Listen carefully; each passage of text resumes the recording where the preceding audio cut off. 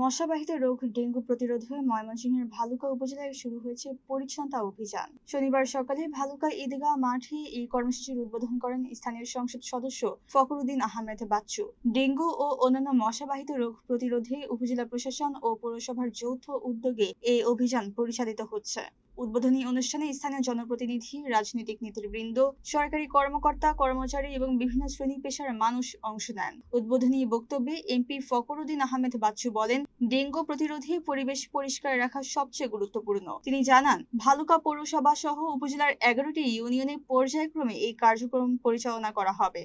এ সময় উপজেলা নির্বাহী কর্মকর্তা মোহাম্মদ ফিরোজ হোসেন, দক্ষিণ জেলা বিএনপির যুগ্ম আহ্বায়ক রুহুল আমিন মাসুদ ও পৌর বিএনপির আহ্বায়ক হাতেম খান উপস্থিত ছিলেন। প্রতি শনিবার পরিচ্ছন্নতা দিবস পালন করা হবে বলে জানিয়েছেন প্রশাসন। আমরা ভালুকা পৌরসভার ভালুকা ঈদগাহ মাঠ থেকে আমাদের পরিচ্ছন্নতা কার্যক্রমের উদ্বোধন করেছি।